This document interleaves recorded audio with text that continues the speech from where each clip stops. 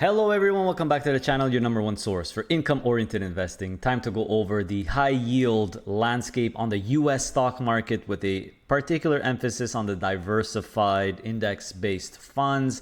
Before we do that, as usual, let's take a look at the market.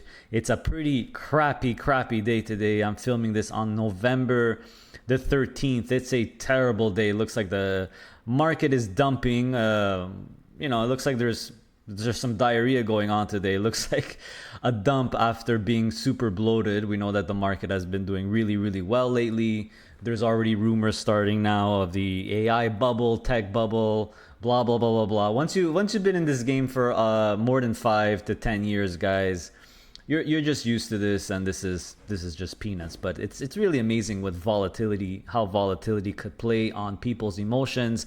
So, but actually, if we zoom out, if we look at just the last month, for example, on the S&P 500, still up 1.31. NASDAQ, yes, it's taking a dump today, but yeah, down 2.23% just today. But if we look at 1 month, we're still up a little bit. Gold is doing fairly well. It's up 2% in the last month. Let's see here. I mean, even gold's taking a dump. It's like everyone's just taking a big poop everywhere. It's quite funny.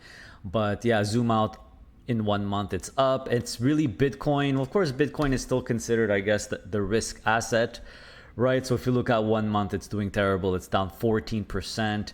Today is the day it actually is under 100,000. I haven't seen that for a really long time, but it's down 2% today and down 14%. Overall. So today's been a crappy day. Maybe we'll see what happens tomorrow. But the market overall still in the last month, still pretty good, flat to good positive range, except for Bitcoin. So let's check out what's going on in the covered call high income space. But before we do that, I'd like to thank the sponsor of this series, a new sponsor, a new partner of the channel, TappAlpha. I'm very excited and proud to have them as a new sponsor. I am lucky enough to really choose the sponsors I want, and because I think TappAlpha is just a fantastic firm. They have two amazing zero DTE index-based covered call ETFs with T-SPY, which has been out for more than a year. We're going to take a look at some total returns after. Total returns really speak for themselves. So they have T-SPY, and they recently launched TDAC, which is the NASDAQ 100 version, if you will, of T-SPY. So same strategy, same zero DTE strategy. You're going to probably get consistent monthly distributions, a little bit higher yield, because obviously the NASDAQ is much more volatile. And on the TappAlpha front, we have some crazy, great, exciting news that they shared with me. So here is, I guess this is a prelim prospectus here. They are intending to launch leveraged versions of their already very successful T-SPY and TDAC. That's right, guys, a leveraged version. It looks leveraged versions. Looks like it's gonna be about 30% leverage, so 1.3x daily leverage, right? So think of it as daily amplified versions of T-SPY and TDAC. They actually call them the T-SPY Lift ETF and the TDAC Lift ETF. So my guess here is that it's gonna be ETFs that are gonna hold T-SPY and TDAC, but they're gonna give you access to 1.3 or 30% leverage daily exposure to those underlying ETFs. So I'm very excited about this. Let's see. I will talk to Sai about this. I'm gonna have a video. I'm gonna invite him back on the channel to discuss T-SPY and TDAC success, and also these leverage versions. Why did they decide to amplify the leverage or use the leverage this way? So very exciting. And again, I'd like to thank them for being the new sponsor of this monthly series. So now, like we usually do, let's go through all the high yield covered call ETFs. We'll start with the big cap. So as we know, some of them are not exactly S&P 500 index based or NASDAQ 100, but they have, they're diversified still. They focus still on the large cap sector, the large cap segment of the US stock market. So of course you have JEPI, We have Bali in that category as well. I'm adding Fidelity joined the game.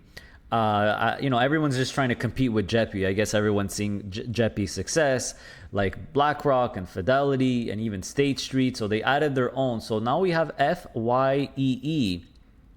FYEE is the Fidelity yield enhanced equity ETF. So very similar to JEPI's concept. They're picking stocks, big cap stocks in the US stock market. And there's even spin now from State Street. So State Street actually launched a bunch of sector-based covered call ETFs, which basically it holds their sector-specific State Street ETF, and then they're writing calls on them. So they have one for industrials, one for consumer, one for healthcare, one for tech, etc., etc., etc. So it looks like they launched Spin also, which I guess is kind of like a diversified one. And if we look at the holdings, you'll see, kind of looks like an S&P 500, but it's not exactly an S&P 500. I think they're basing it on that index. So you actually see a very, very S&P 500 type of breakdown, but not exactly the S&P. So if we do a total return comparison between these four, so we don't have...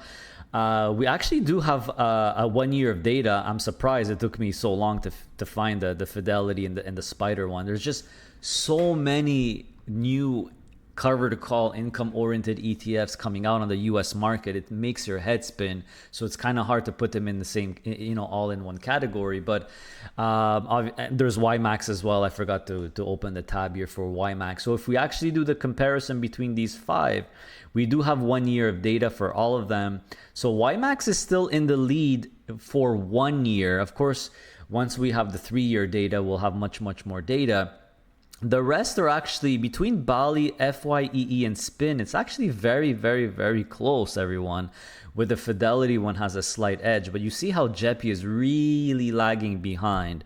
This is what happens when, I guess, you try to go more defensive and you're choosing more the low volatility stocks in the S&P 500 instead of just doing the S&P 500. You see that what happens. And of course, YMAX is the opposite. They're taking the more hot, more volatile stocks, but long term, that you'll probably do really well, like you see for the 1 year. But short term, when the market's taking a dump, you'll see that YMAX is lagging behind. But JEPI really lagging behind in the 3 months as well. So yeah, JEPI, I've it's an okay fund. I never really been a fan. My opinion, you might as well go with something that's much closer to the S&P 500 or even YMAX, right? YMAX 1 year performance is beating all of these.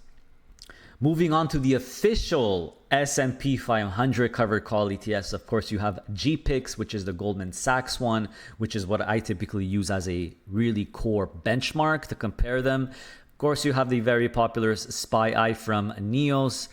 Just filmed a Q&A with their fund manager. There's a lot of exciting stuff coming on the Neos perspective as well. So they too are launching leverage versions of their SPY QQQI ETF. So stay tuned for that video. It's going to come out really, really shortly. Maybe it'll even come out before this one. I'm not sure. But you have SPY, you have the IVVW, which is the BlackRock one, a rinse and repeat. Was it 1%? Yeah, it's 1% out of the money calls. So there's that one as well. Is it 1%? Yeah, it is 1%. That's right. The Russell one is 2%. You have PBP. I just realized or discovered that this is actually, I believe, the oldest S&P 500 covered call ETF. I thought it was like QYLD and XYLD from Global X, but this one has been around for a really, really, really long time.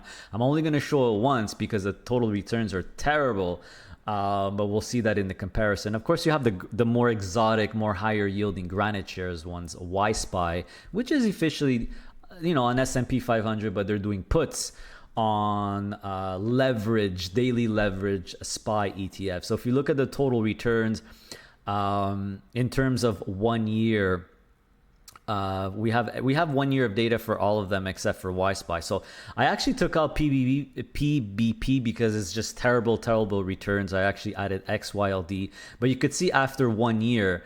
1 year of data, how GPIX and SPY are really doing the best out of everyone, right? More active strategies. You see how they more of an active strategy and not covered calls. Not a lot of covered calls means that you'll have much total returns, better total returns long term. So yeah, GPIX and SPY are pretty much neck and neck, and there's a reason why I always use GPIX as the benchmark. But hey, SPY doing really good as well, considering they have quite a bit more yield than GPIX, right? GPIX is typically 8% yield, SPY is typically 12. Of course, IBVW is going to be all over the place, but typically very high because they're writing more calls, which means you're giving up more upside, which means if you're doing it on something amazing long term like the S&P 500, you're going to have less total return. Why SPY is a bit of is a funny one. So we're going to keep tracking this one. I really want to wait. I'm very curious to see if when we have 1 year of data, how it performs. So this is kind of leveraged.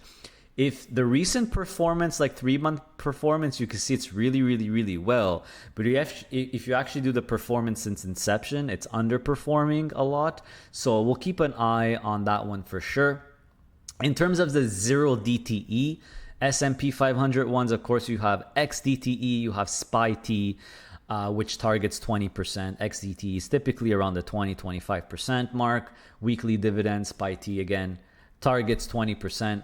I SPY from ProShares, which the distributions are all over the place and are not that impressive, to be honest. And of course, you have T-SPY, which in my opinion is the top performing one. Well, it's not a matter of opinion. It is. We'll see in a second.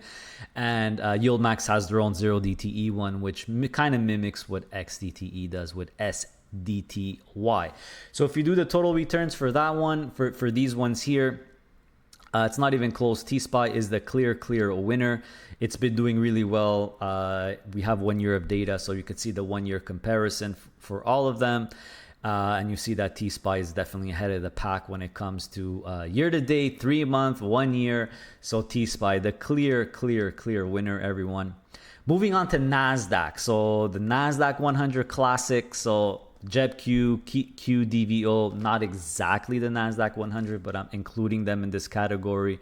We know with JEBQ, you're always going to get an approximate yield of about 10%.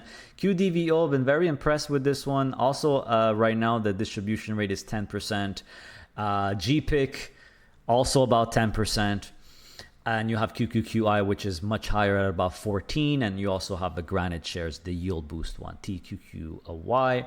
So if we do the total comparison, here for the classic ones, you see how JEBQ, just like JEPI, is falling way behind a more classic NASDAQ 100 strategy like QQQI and GPIC. But hey, QDVO ahead of the pack right now for the 1 year. Very impressive with 30.79. So we'll see what happens.